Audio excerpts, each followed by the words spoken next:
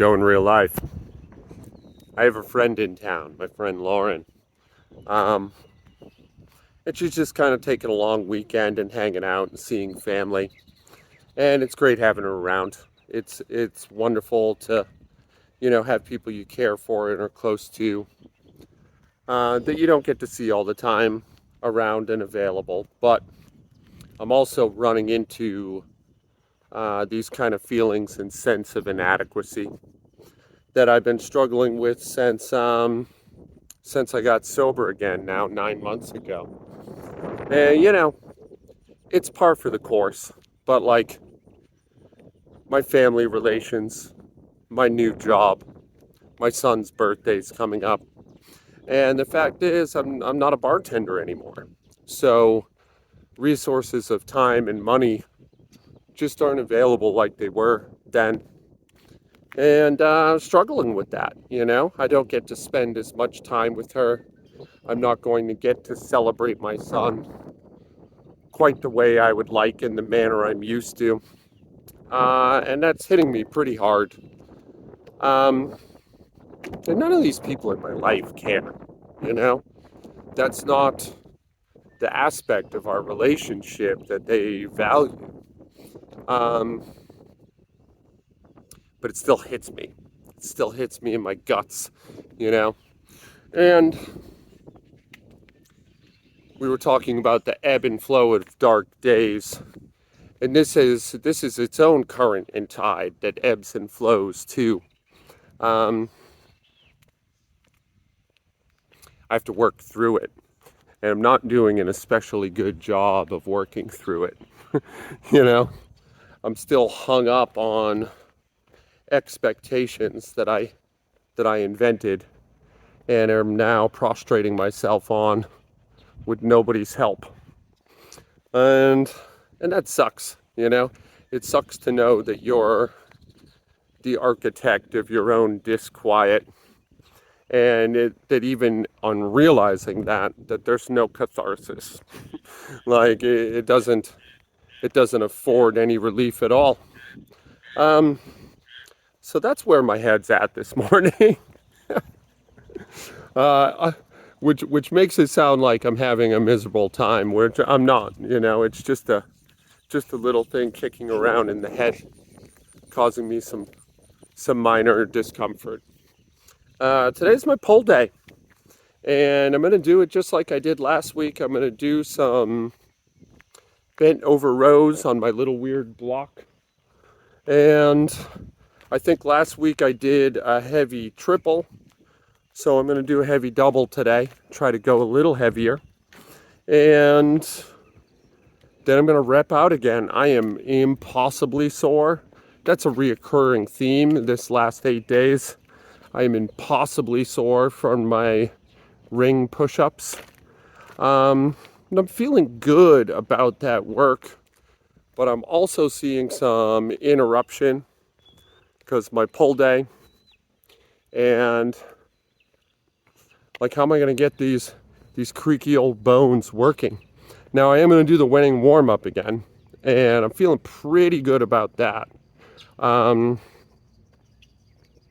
going to do some squats kind of inserted into the winning warm-up, and then I'm going to go for my minimum, and then right into my pull day. And that's going pretty well. That leaves me very warm, arguably a little too warm, but better a little too warm than underwarm. And Matthew Wenning,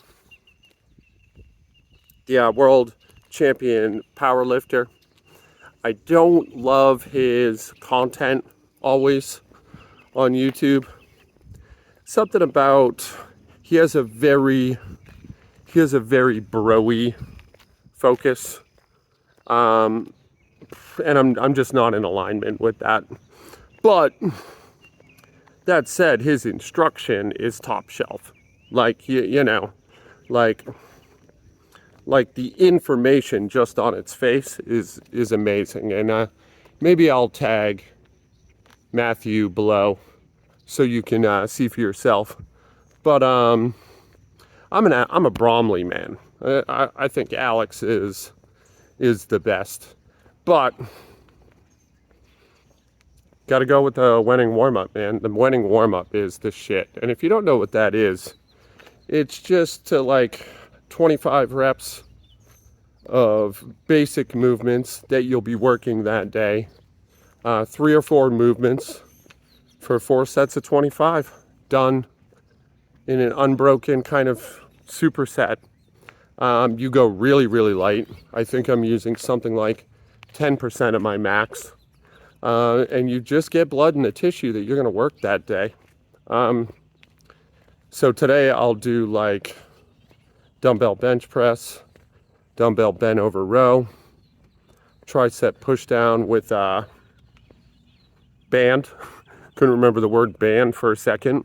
And some loaded progressive stretch on the squat.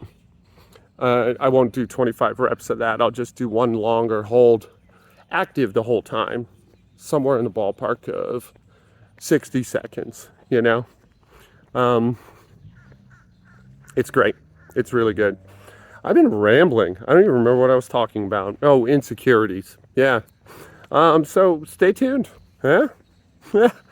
Gripping content. Also, I look like a werewolf right now. Not a fan. All right. I'll see you soon. It's not difficult at all to be plagued by insecurities. I don't think you have to do anything special. I'm delighted with that little joke. You know, we all have them. They worm their way in, they find their way in, and just chip away at us, just give us a little beating. There's nothing for it. I mean, you know, as a reformed yoga teacher, I've gone through the ringer on this self-care business. I've done just about every practice you can think of in an attempt to try and amputate these things. And amputation's the wrong word. I think it's pretty well known, even in the most optimistic of pseudo spiritual circles, that you're never going to shed them completely. Your insecurities, I mean. But you can diminish them. They don't have to haunt you. And I'll be straight with you. I've never found anything that works that well, you know? There's reframing strategies, and I think those can work. But in terms of lessening the pain, I don't know. Like, hey, I'm just one person, not in my book, you know? And the example I'm using is just the most immediate, you know? Certainly there are others. And yours could be wildly diverse from mine. I'm kind of rambling today.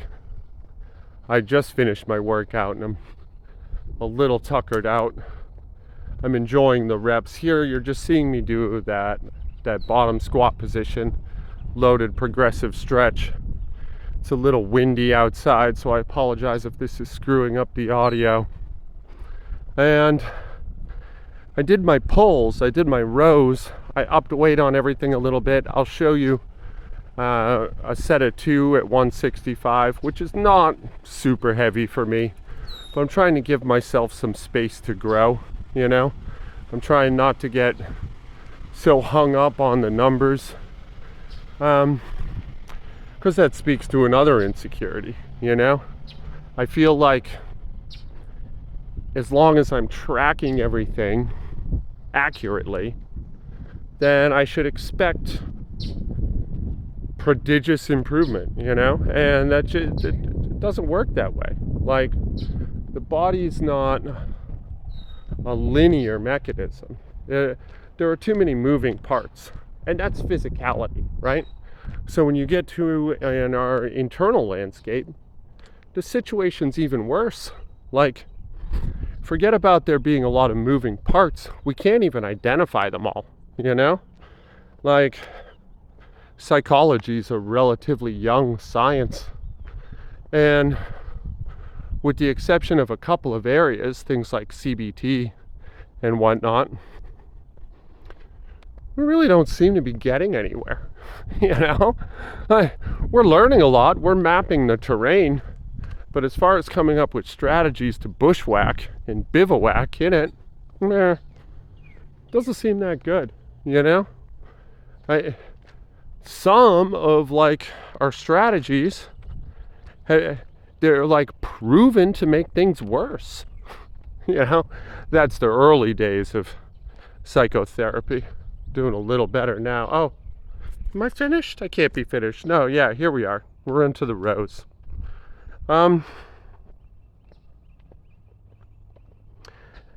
It can feel pretty hopeless when you know you're taking a walk around your cul-de-sac, talking into your phone, and just thinking about how powerless you are against or I am, against these little barbs and arrows in the mind. But I guess that's when I come back to my game idea.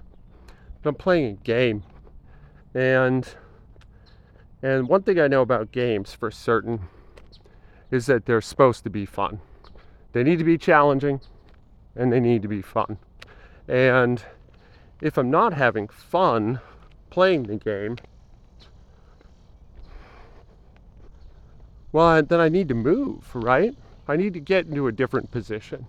I need to change objectives. And that's the other cool thing about the game. We don't actually even know what the objectives are.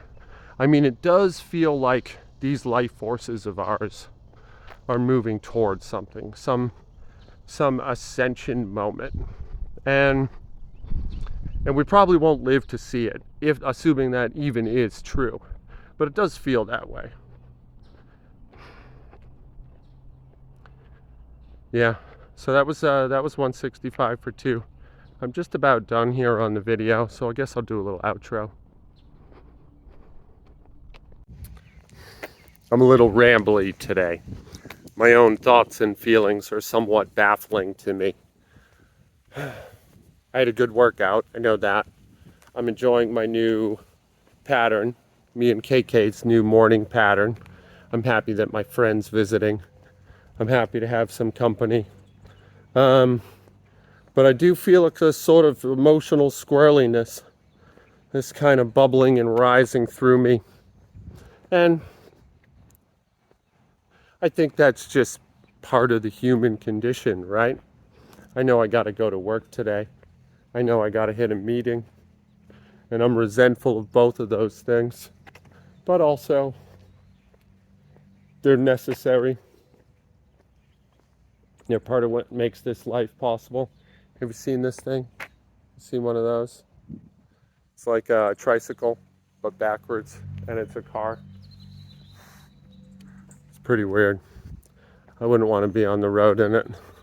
Looks cool though. Looks pretty sci-fi. Maybe it's enough that I'm just voicing these things, right? Maybe that I give them a name, and I exhibit knowledge that they're there at all. Yeah, like sometimes that's all you can do.